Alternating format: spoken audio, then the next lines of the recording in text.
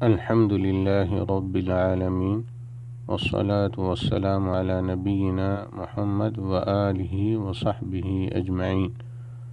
خانہ کعبہ اللہ تعالیٰ کا پہلا گھر ہے اور پہلی عبادت گاہ ہے۔ یہ گھر بابرکت ہے۔ یہ گھر تمام جہاں والوں کے لیے مرکز ہدایت ہے اور اس میں اللہ تعالیٰ کی کھلی نشانیاں ہیں۔ اس گھر میں داخل ہونے والا مامون اور محفوظ ہو جاتا ہے۔ اس میں قتال، خون ریزی، شکار، حتیٰ کہ درخت تک کاٹنا ممنوع ہے۔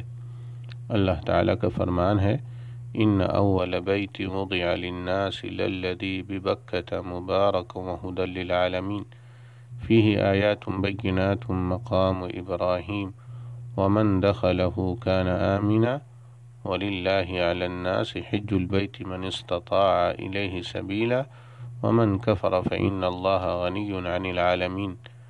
بلا شبہ سب سے پہلا گھر جو لوگوں کے لیے تعمیر کیا گیا ہے وہی ہے جو مکہ میں واقع ہے۔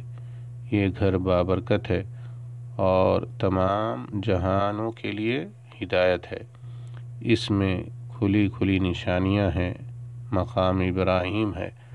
جو شخص اس گھر میں داخل ہوا وہ مامون و محفوظ ہو گیا، اور لوگوں پر اللہ تعالیٰ کا یہ حق ہے کہ جو شخص اس گھر تک پہنچنے کی استطاعت رکھتا ہو وہ اس کا حج کرے، اور جو انکار کرے تو اللہ تعالیٰ تمام دنیا والوں سے بے نیاز ہے۔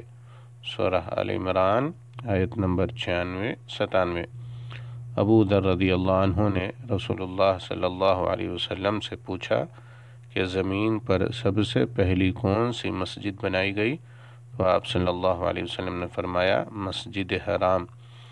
انہوں نے کہا، پھر کون سی؟ تو آپ صلی اللہ علیہ وسلم نے فرمایا، مسجد اقصی۔ انہوں نے کہا، ان کے درمیان کتنی مدت تھی؟ تو آپ صلی اللہ علیہ وسلم نے فرمایا، 40 سال۔ رواہ البخاری و مسلم۔ اللہ تعالی اعلم۔ السلام علیکم ورحمۃ اللہ وبرکاتہ۔